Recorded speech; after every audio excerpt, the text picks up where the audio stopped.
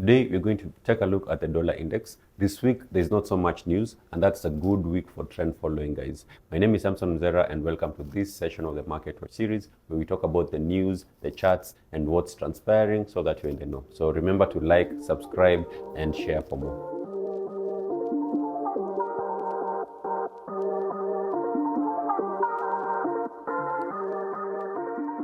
If you take a look at the watch tool, the probability of two cuts or a 0.5 basis point cut from last week to this week has gone down significantly. This is because the inflation reading came in largely in line with expectation. Yes, it came in lower than expected, but it's still around that 3% level that everybody was expecting. And this has tapered down that aggressiveness that people expect the Fed to be. Remember, we were expecting even two cuts before September. Some outlets were expecting an emergency rate cut because of the NFP data that we've been receiving.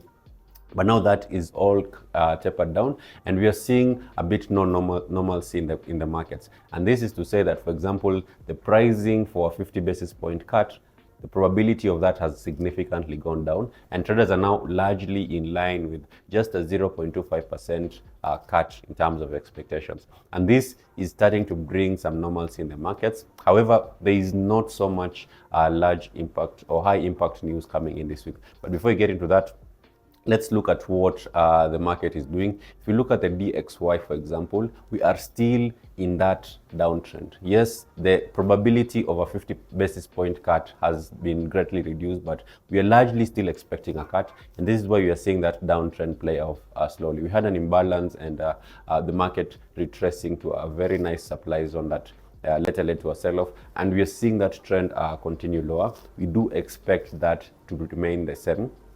We do expect that to remain as is, considering there is not so much high impact news. This is why the point of when there are weeks where the high impact news is very little, then trend following becomes a preferable strategy for many traders, because we don't expect a lot of fundamentals to change that trend unless there's a lot of breaking news or there's like major impact news in the market. On the other hand, if you look at gold, for example, it's largely the same story. We are seeing, first off, it's broken 2500, which was a big psychological barrier. But more importantly, it's broken that resistance level that has held there for a couple of months now. So indeed, we are seeing that dollar weakness play off long term because of that expectation of a cut. So for now, gold is in new territory. We are basically chartering in uncharted waters.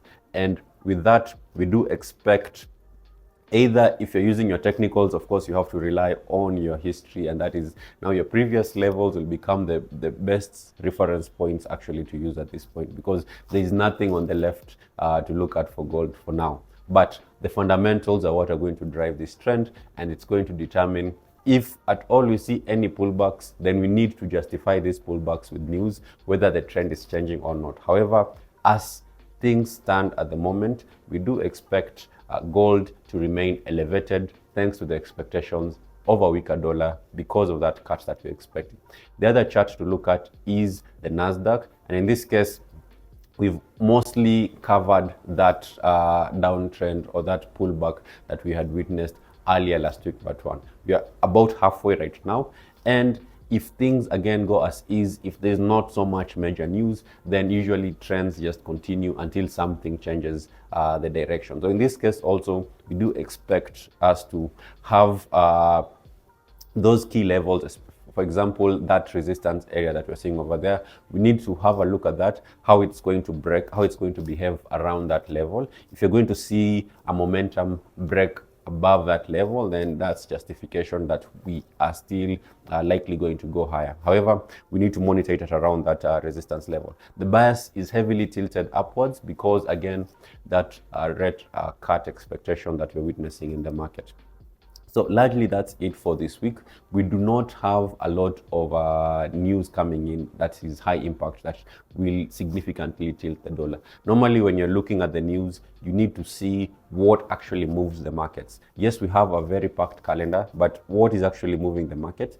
And what actually transpires when the news comes in. Usually you do back testing on that, and for this week there is not so much to move the market, so things will largely stay in line with expectations of that cut, and that's what we will be observing going forward for this week. However, if anything comes up, we'll be here to keep you in the loop. Again, my name is Samson Mzera, and thanks again for tuning into this episode of the Market Watch series. Remember to subscribe, and if you want to trade any of these instruments, the link is in the description, and see you all in the next one.